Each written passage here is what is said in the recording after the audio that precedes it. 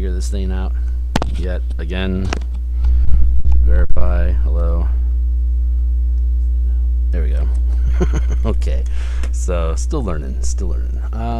Season 2, episode 8, reflections. Okay, so we are on part 2. We are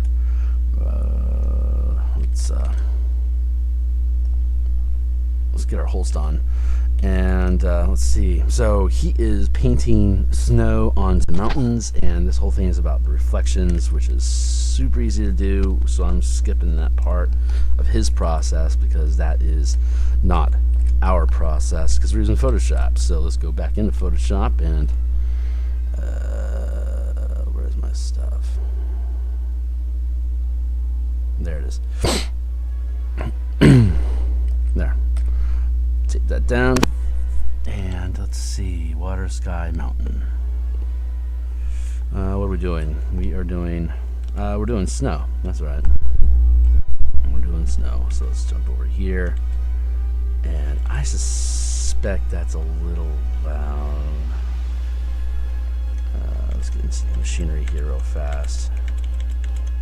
Let's touch this down a little bit. There, that should be good. Okay, cool. So let's see. We got highlights here. Then we got shadow here. Okay, so let's see.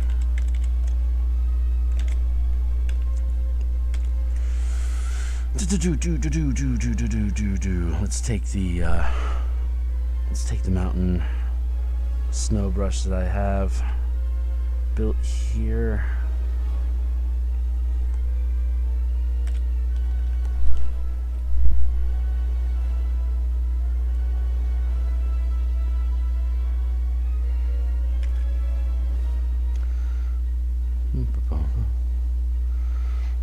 So make sure I get that upper edge good. I'm going to change the angle here. Too much. There.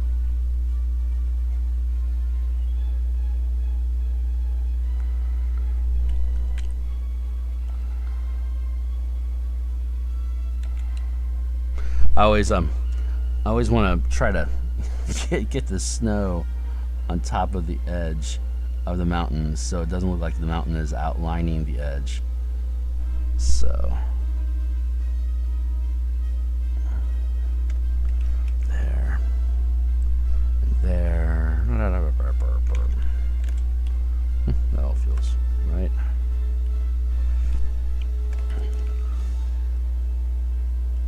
Man, too much over here. There. And then we'll use the eraser as our chipping tool.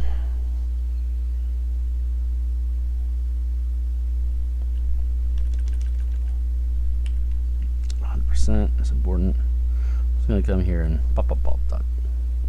Just dot. Just dot.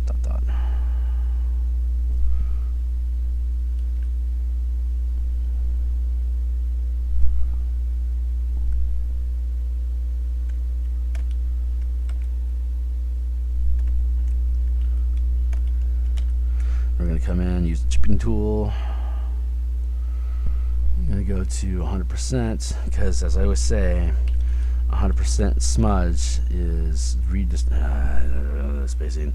100% smudge redistributes the pixels. It doesn't smudge them; it just redistributes them, which is what we want. We want to redistribute some of this.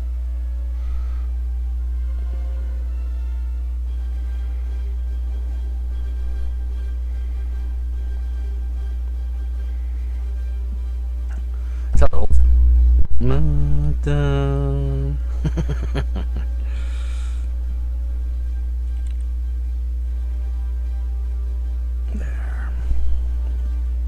Change our angle a touch. Just kind of want to wiggle this in here just to break it up. It's pretty easy to do. It's supposed to be easy. I mean, his techniques is just dragging a knife across the board and he's done.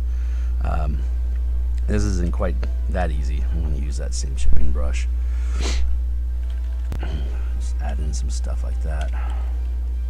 That feels good. I like these two tools in particular.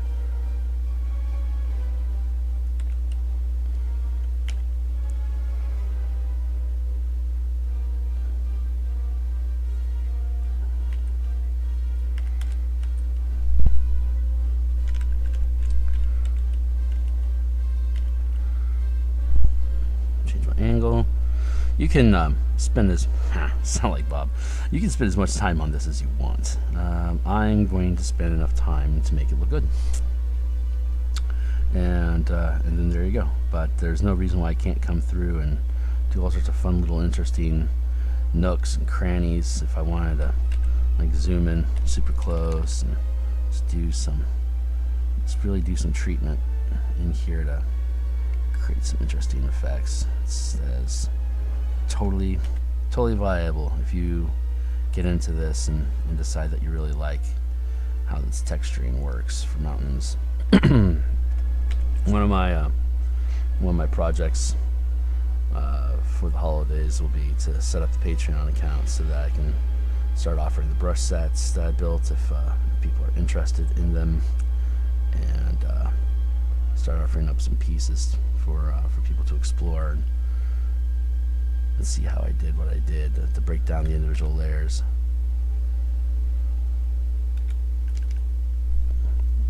Which seems to be a pretty common theme in Patreon type work like that.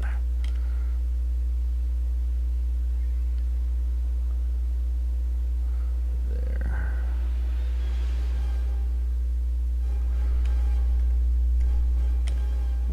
That looks pretty cool. Open that up a little bit. That's interesting.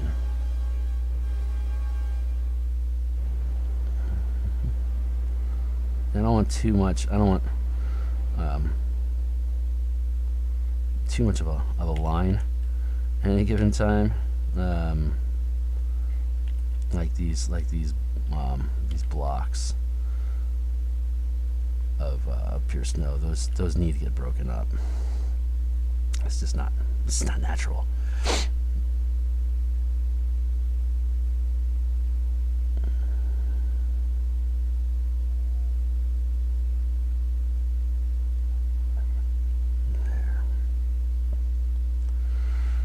Is a bit more fun. I'm just going to spend a little time on this. This is mountains like this in Photoshop typically takes me anywhere from 15 to 40 minutes depending on how detailed I want to get to it. I could possibly collapse that time frame into 5 or 6 minutes, I suppose, if I wanted to. I just want to chintz it, you know. I like these pieces. My goal wasn't to get them done in 30 minutes. I don't have a TV spot I need to worry about exiting on time.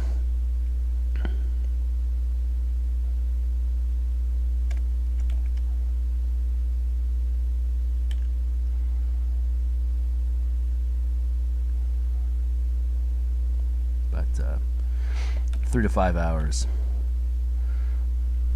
is pretty normal for the time I invest in these, and they turn out looking, I think, pretty good.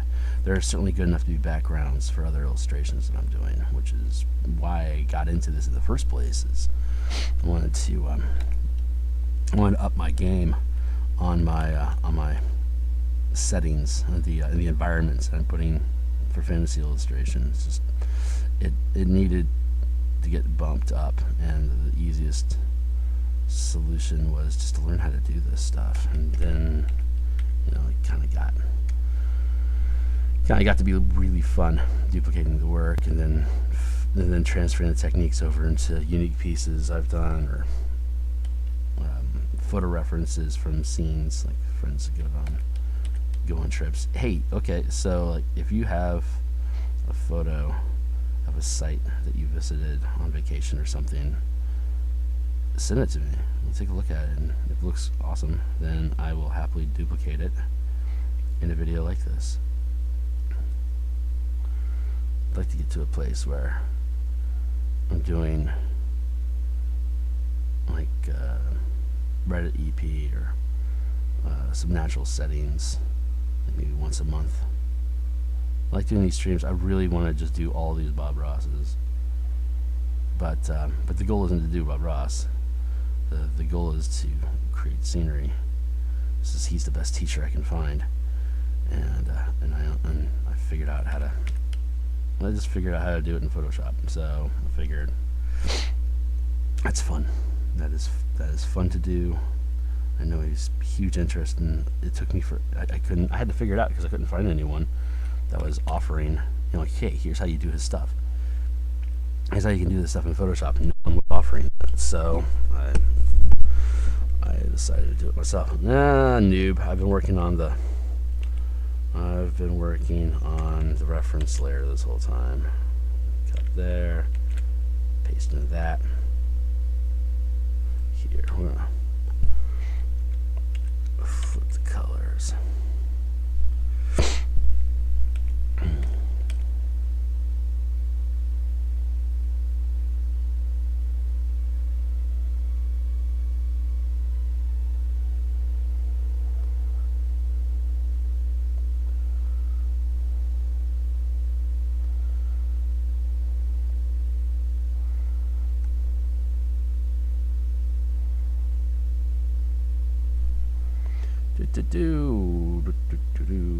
Filling in the shadows.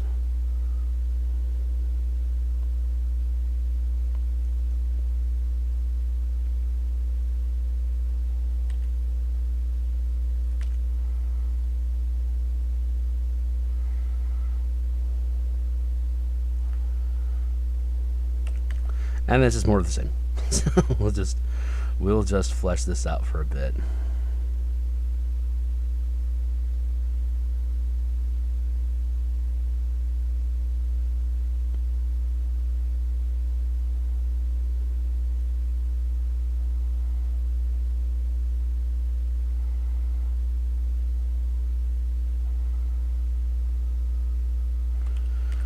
I want to make sure I'm paying attention to how this stuff is interacting with the highlights, because that's really where the form comes through. Paying attention to the details. I'm gonna do this. I'm gonna go like that for a bit. Yeah. Nice. This is such a great little edge tool that I have here.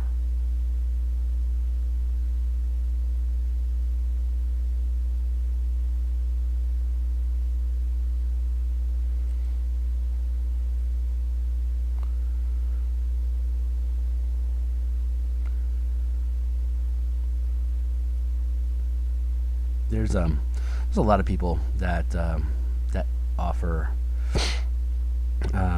like palette knife type brushes in Photoshop, and I've played with some of them in the past, but yeah, this is a tool that I built myself. Okay, so check out the texturing you got going on there. Here, I'm gonna zoom that up real quick and take a look at that. So, because you got these, you've got the general shape, so it's easy to work with on a mountain. And then you got these breaks that are in here and these streaks. I put those in there because it helps with the forming, like stone formations where things like crops. Stone crops, cropping out, cropping. I know cropping's in there somewhere. The words. Anyway, the little jags that are in the brush help create the broken stone effect on the mountains, where the snow covers some of it, and then snow doesn't cover other parts of it. Let's see what happens if I put this like that. That feels good. So you are certainly welcome to. You should go out and find brushes that other people have built, and see what works for you. Especially if you're thinking about getting, if you want to start building your own brushes, you really want to take a look at how to, what other people do to, how do they build them? What process do they go through, and what results do you get with them? What do you like, and what do you want to change? What can you keep? And then build your own.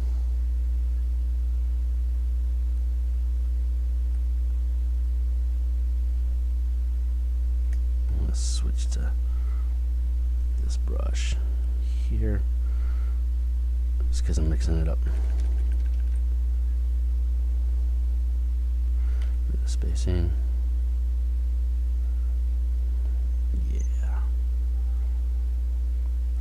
Yeah, I don't want to be too thorough, because the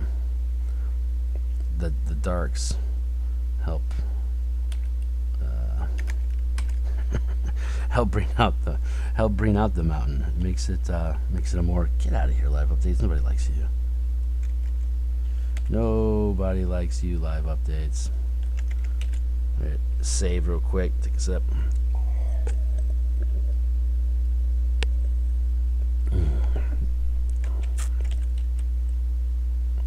There.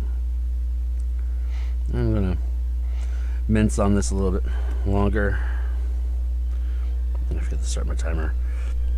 When is it? 6:12. Okay, so I got another 15 minutes or so. I'll be done with this in a few minutes. He says with much determination. Maybe I will. I should be. I'd like to get to the reflections. I'll get to the reflections on this today. We'll be fine. I got plenty of time. Here. That's looking pretty good. I don't want to break that up. Just a touch.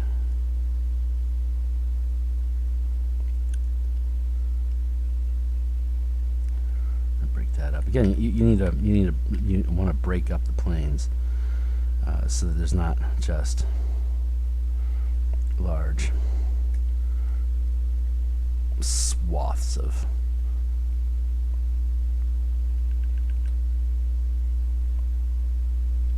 unbroken snow. This is not how mountains work. They just don't work that way.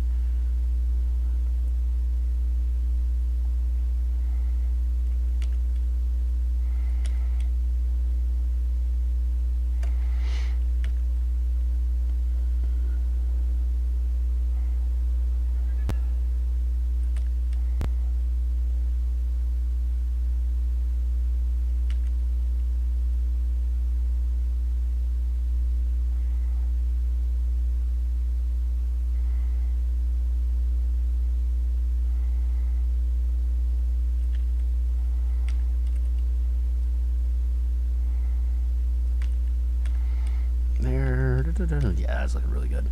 That is looking pretty good. Come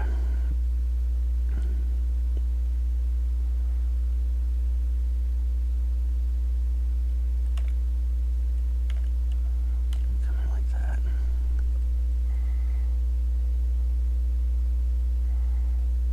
There. There. That's pretty good. That is pretty good. Okay, and so what I want to do next is zoom in a bit and grab this tool.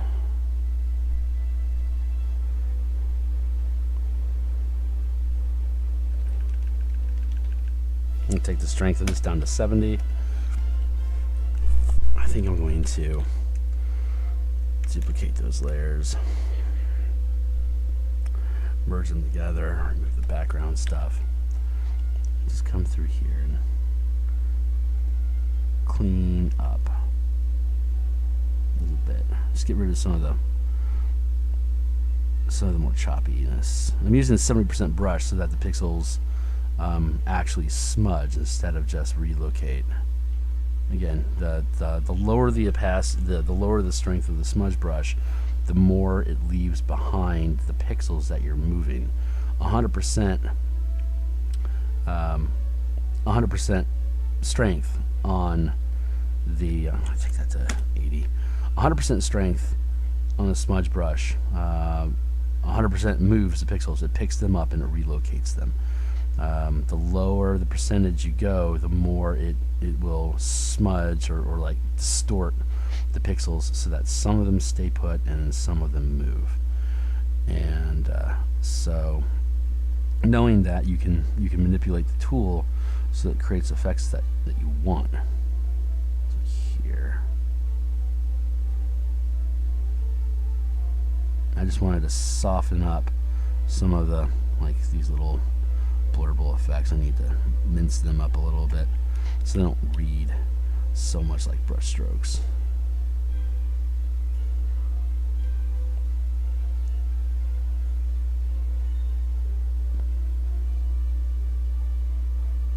Good. Here, it takes a little while because there's a lot of area to cover this size of a brush. And I'm not trying to destroy anything here. Again, I'm just trying to soften the brush stroke effects, so it's not so Photoshoppy, you know. So when I post these things online, I'll keep the resolution really high so you can get in here, you can take a look at them nice and close, and we've got all these little.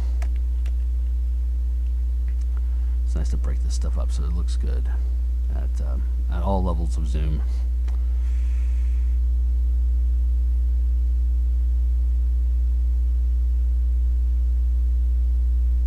So this will take a few minutes. I'm really just kind of tapping on it, almost like I'm stippling. I'm just stippling the distortion away.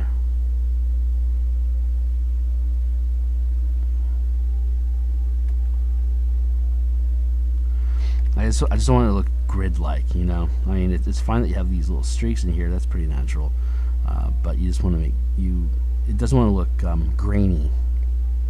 Is what I want to avoid. I'd rather it be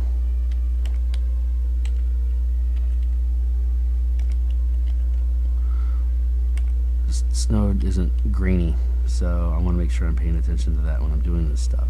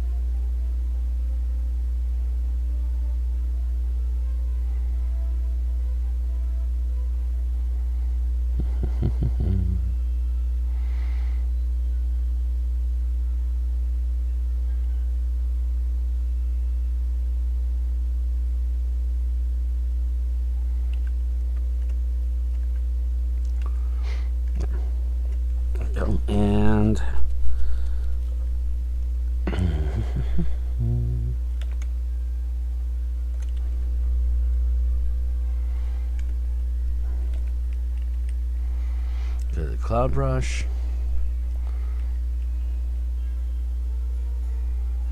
Just gonna lay in some stuff here.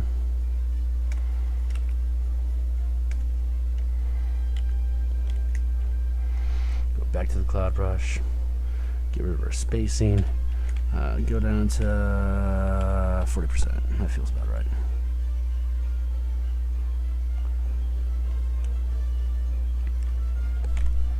And we're gonna up it to 70. Let's get a little bit better push.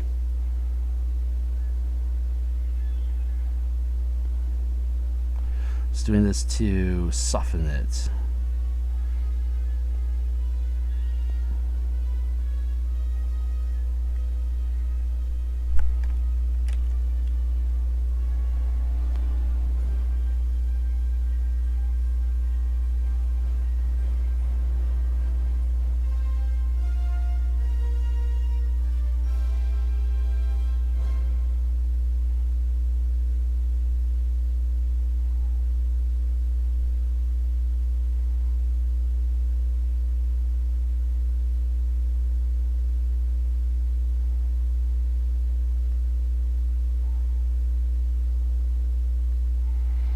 Spend a few minutes on that.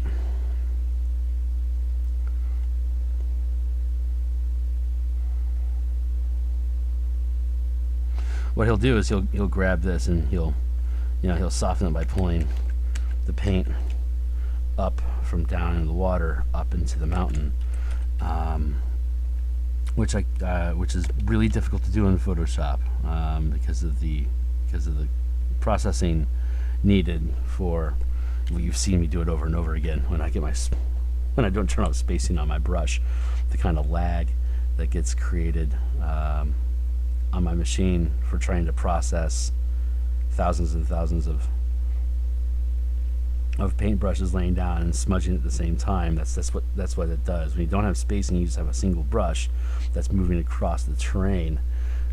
If you have spacing on, however, whatever your distancing is on the scale is how many hundreds of thousands of brushes are trying to process the same motion at the same time, which is why I get the hourglass of death, forcing me to take a drink.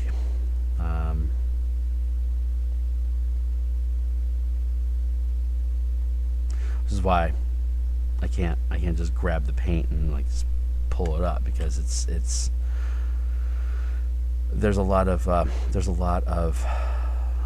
what's the word I'm looking for, pressure sensitivity that is not taken into account by Photoshop when you're when you are what's the word I'm looking for, duplicating that motion. It just doesn't play out the same, because Photoshop grabs all the pixels that are being targeted and moves all of them, as opposed to like picking up down here and then lightening. He's lightening his touch as he ascends the mountain, and I don't have any idea how Photoshop would. I mean, there's pressure sensitivity in the stylus tools. I'm using a Wacom Intuos tablet. It's a 6-inch by 9-inch. I don't have a Cintiq or anything. It's just a cheapy, super easy to replace Intuos tablet. I've never had a problem with Intuos. I'm still on the same. God, I bought this one like 5 years ago, I think. Still works fine. I used to use an 18-inch board, the old Intuos 2, the original Intuos 2. It's I don't think it was 18 inches. It was like 12. Maybe it was 15 inches. I don't remember. But it was big, and I just don't need it. I just do not need that much surface area. I mean, if I were to go a direct draw on monitor sort of affair, maybe I'd go with a surface, or I don't know. I don't know what I would do.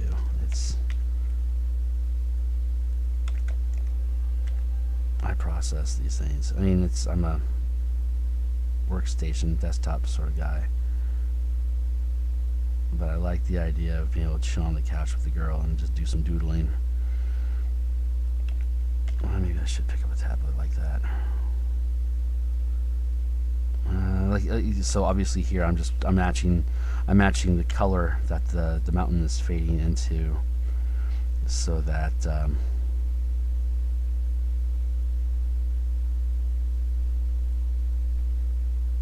there's less beginning and end.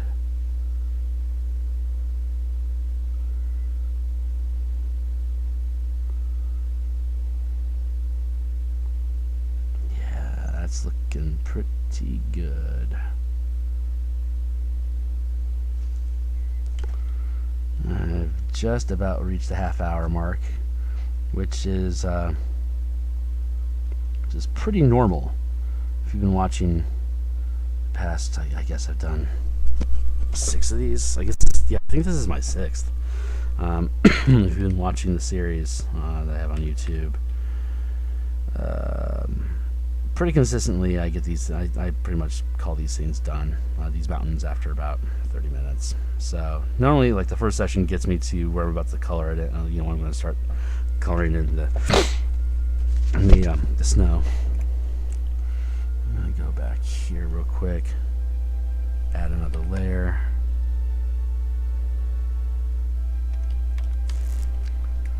Just found something. I just wanted to fancy this up a little bit more.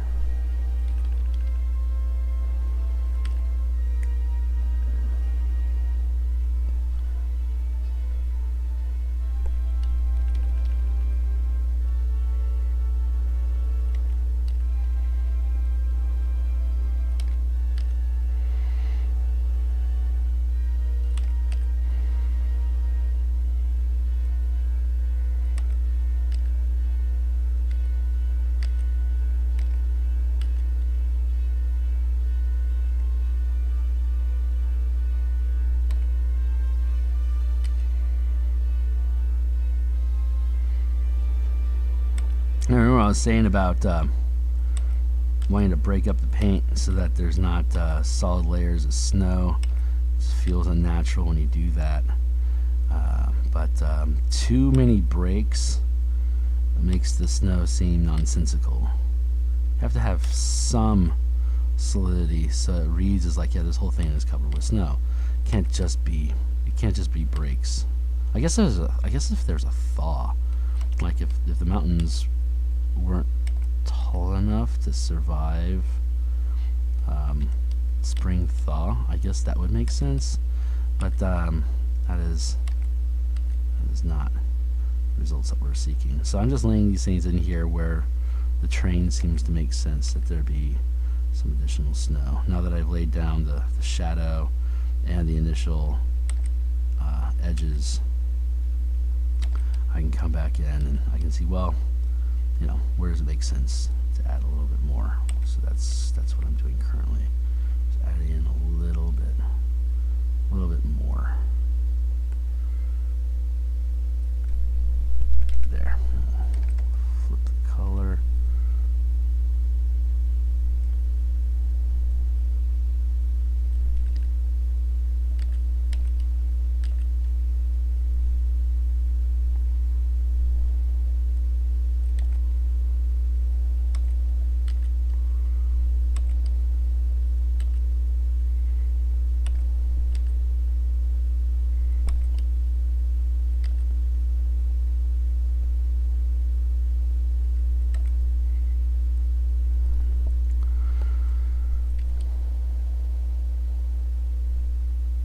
I can come back through here and I can dot. There.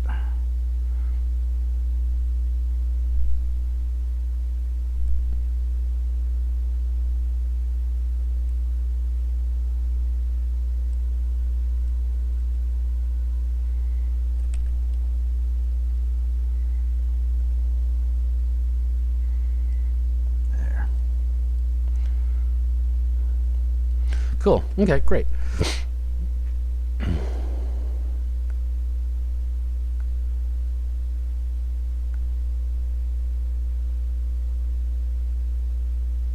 Why this is way up here, I have no idea. I need to pick that up and pull it down here. Okay, good. So them some mountains. Don't like that edge. I want to fix that.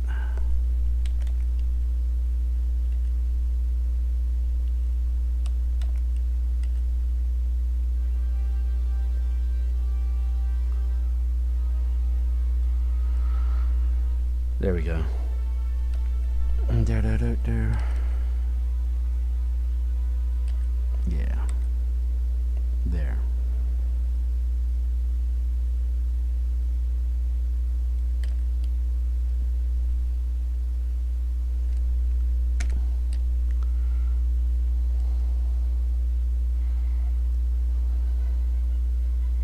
There. Okay, good. I'm content with that. I can take these two layers and toss them into the trash can so I don't get rid of them. There is the full mountain. We are going to then duplicate the layer. I'm going to merge that group. Come down here to the water. We're going to retransform, flip vertical, press enter, and then bam, like magic, you have a new mountain.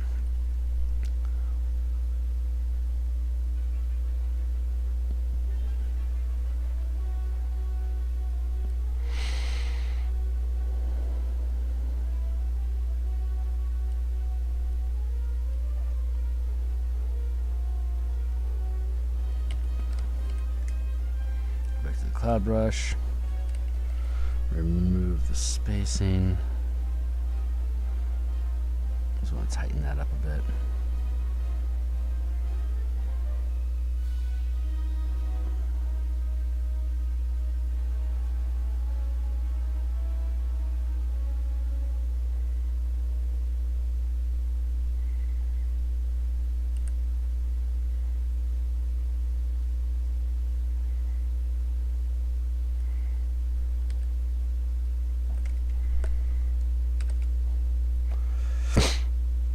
Yeah, that looks pretty good.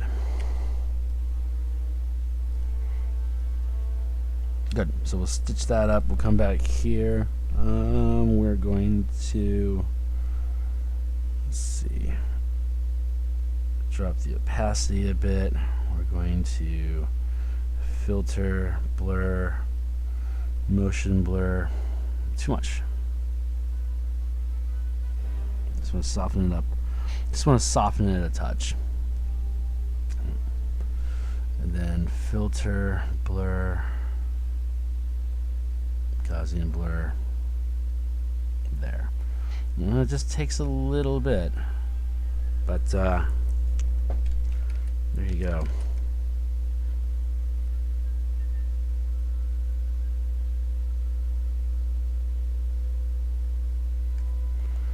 See if we can get a far-away shot. There. Do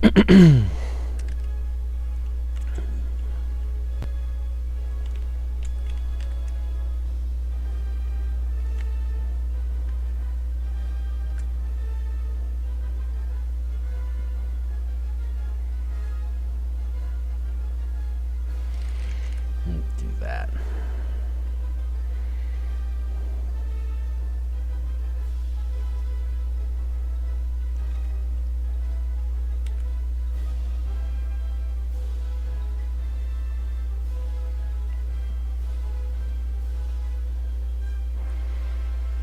There, that works.